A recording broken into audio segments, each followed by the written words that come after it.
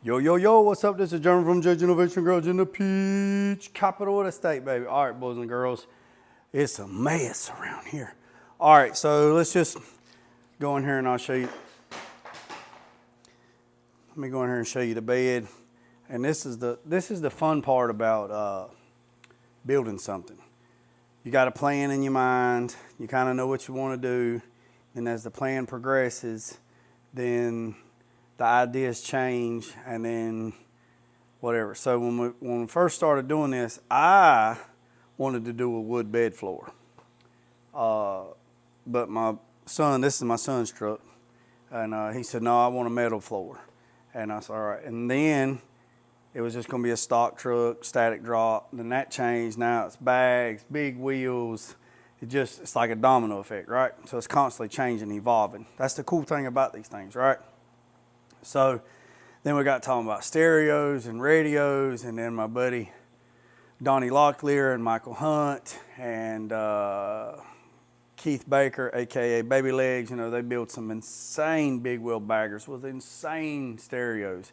And I had an insane stereo back in the day in '93 when I had my first little mini truck. Had 16 switches, pro red pumps, button tucking velvet, crushed velvet.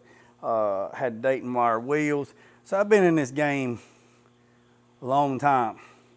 And so Jeff Lowe done the hydraulics. We done cylinders and put Honda Accord springs around them to encase them so you could have a better ride. Now this is in '92, '93, you could, had a camper shell and then it had a speaker box in the back that Rumbly built. Had one time it had 415s, then it had I think it had 612s, had door speakers. And matter of fact, to this day, I still have the radio head unit in my 2000 Nissan Frontier. So I was talking about that and talking about radios and talking about speakers and this, that, whatever. So it's like, yeah, that's cool. So just a lot of moving parts, right? A lot of moving parts. So got with my old friend Scott Berkeball from Carolina Audio over in Monroe in North Carolina, talking about a box. He's talking about, I can't build a big wheel bagger, so let's just build this truck. So he's talking about a 4th order and a 6th order, and talking about put a 4th order box and then 3 15s, but actually those JBL Audios are actually 13s, and then do this and do that. And he says you need to build the floor like this so I can get that, and then want everything on display, and just, I mean, it's just like a daggone, it is like a snowball, right? So got all that done. Then got all that worked out. The interior, just a lot of moving parts. The front box is going to be whatever, but my concern was the box was going to be higher than the floor, and wanted to transition the box into the floor and then build another box in the middle and put some logos and just whatever. So now I've come up to this idea. This is the idea. I know this has been done, but I don't think this I don't think this has been done. And if it has, then let me know and shoot me some messages, shoot me the links. But I've looked the internet over several days and I've yet to find anything like this. So I'm not really going to say what we got in mind, but I'm just going to kind of give you an idea. So here we go. So check this out. So I got the wheel tubs made. They're out of 16 gauge. Tigged it up. Worked out nice. Got a little undercut right there, but it's okay. These will be painted. As of right now, these will be painted. I don't know, story might change. So I had a little bit of 18 gauge. So I had this sheet here, which was 4x4. I had to shear it down in the shear to 44 and 44. Then I had these little drop pieces. This is why I don't throw nothing away. So you got these little drop pieces, right? So put them in there. This will all be welded up. This is just for mock-up right now, right? Got the fuel tank in. Fuel tank's mounted. So here's the thing about the fuel tank. So I'm not bringing it over and putting it here, but then it is so high, I got to remove that cross beam, this one right here. I'm gonna move that one. So I'm thinking about just bringing a fuel neck straight up through the floor, right? Which will be cool, that'll be fine, right? That'll be fine, right? So here's what else. So if this box is here, and it's a pretty high box, there's plenty of room for them to do what they want to, and you're looking down into it. So I wanted something to transition from this to this. And then this part here is going to be, I'm going to sheet this. I got some more sheet metal coming. I'll sheet this, right? Once everything's done, then I'll sheet everything, right? So all this will be sheeted. And then what's going to be in there is this. Now this is just mock-up, right? All right, this 3/4 birch is just representing the wall, right? So roughly right here, can't go no further this way because there'll be a wall here in the box, right? And then this will be whatever. All right, same thing on this side. Can't go no further than here because there'll be either 2 batteries on this side or a battery on that side and a battery on that side. I'm not really sure on how we're going to do that because the way it figures, if you go 2,000, 3,000, 4,000, 5,000, 6,000, 7,000, 8,000, 9,000, 10,000 watt stereo system, you have to have, so if you go 10,000 watt stereo system, right, you have to have 2 high output alternators, which they're 340 amp alternators. And you gotta have 1 main battery for the truck, and then you gotta have at least, you gotta have at least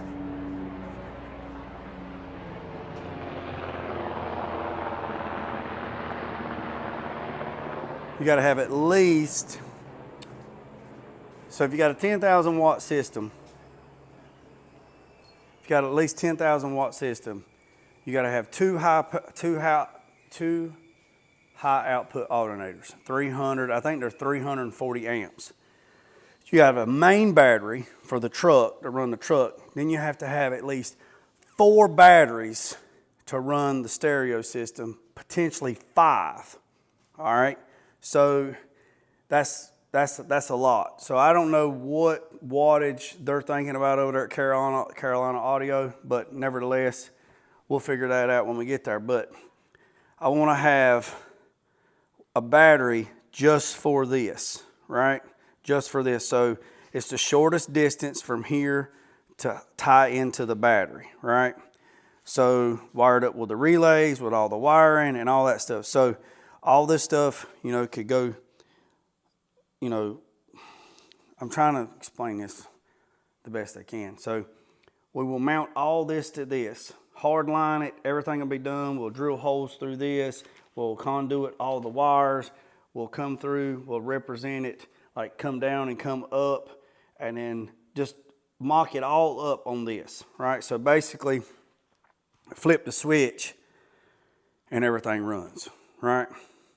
So then do high, like 1 gauge or 0 alt welding wire leads to run from here to the main battery to power this, and then Scott and them can figure out what they want to do on that. We can add more batteries, or it can be cubby holes, so I can just show you. Man, there's a lot of moving parts.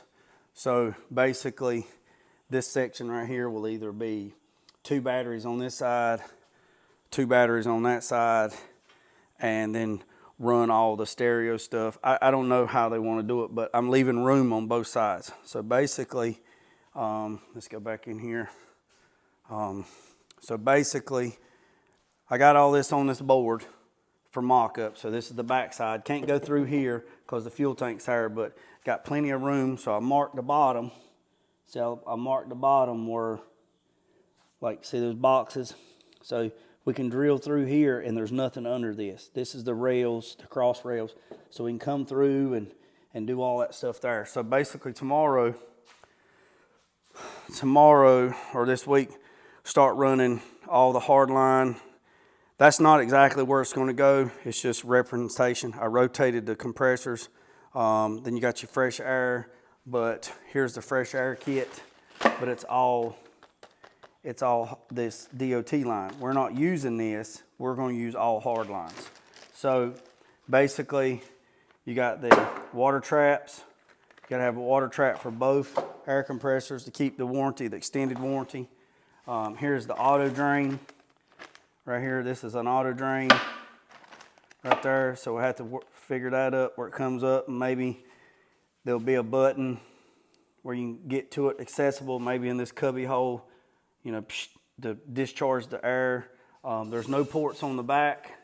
Oh, there's one, let me take that back. There's one right there. So they might have to move this stuff and tweak it or whatever and kind of get where we need to get, but that's the plan. So once all these hard lines is ran, then they'll put fittings through the 3/4 birch,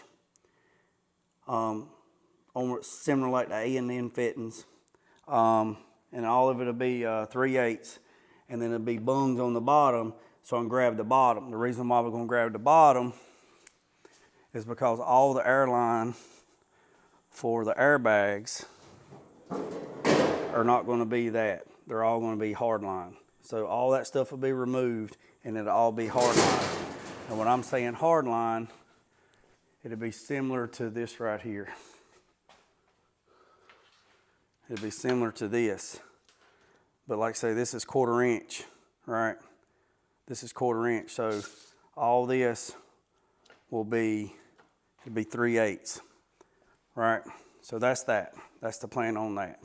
So once all this gets hard lined, then what I'll do is, this is some scrap 3/4 birch that I had, that actually a friend gave me, that he had left over remodeling his house.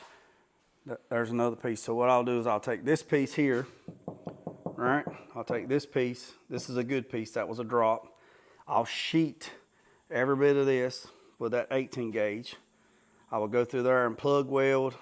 I'll weld up the seams and do all that. And then I'll cut this piece here.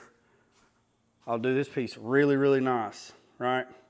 I'll cut it where it fits into there, right? Once it fits into there, then I'll take it back out and then I'll treat it. I'll stain it, waterproof it, whatever I need to do. Then I can take all the air ride stuff and mount it right back to this.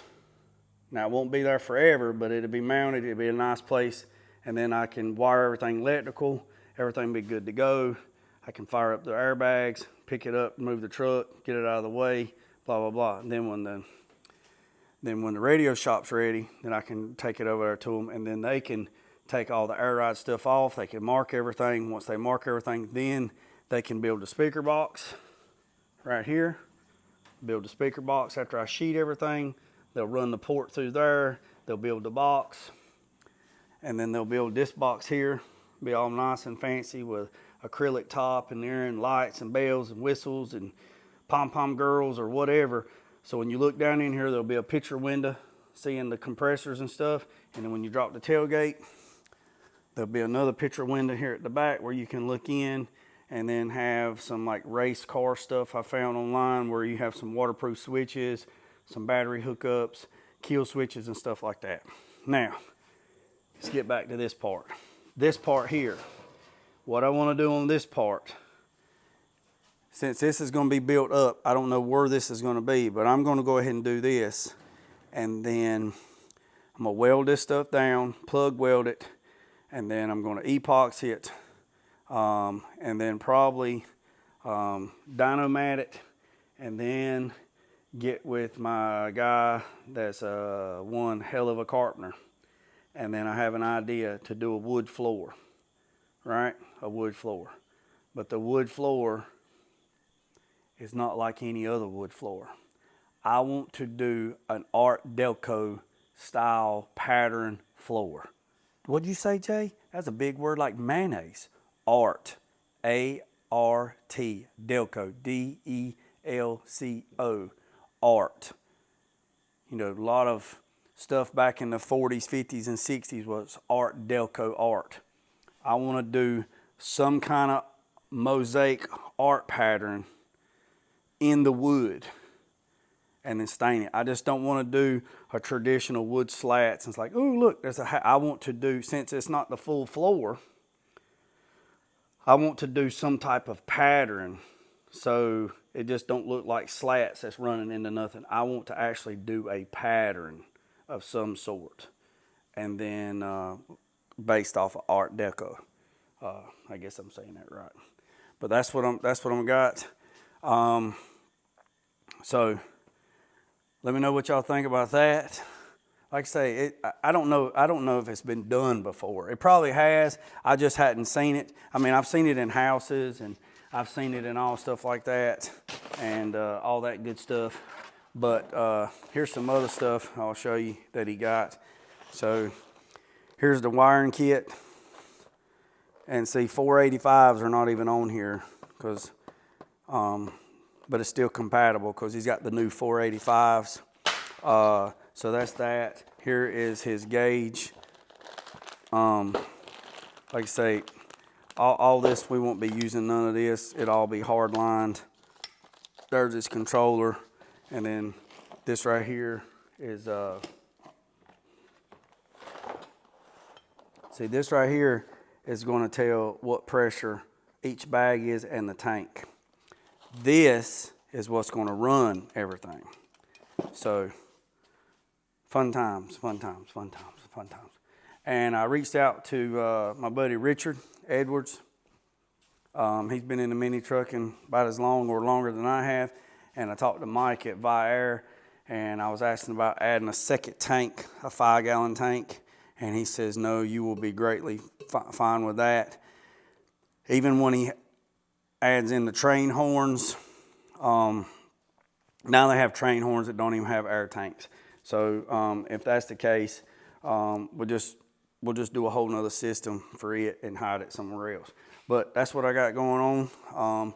Again, yeah, and I walked off and wasn't paying attention, and the blade got bound up in that 1-inch square stock, and it twisted it. And before I heard it go, and as soon as I heard it go, pow, it broke. But these things right here are pretty inexpensive at Harbor Freight. They're like $10, so I'll grab a couple of them next time. So let me know what y'all think. The 70C10, I'm gonna finish it this week, and then that guy can come get it. And then once that happens, we're gonna get old red chili pepper up on the lift and start seeing what's going on. And I appreciate you, boys and girls. I know this is a long video.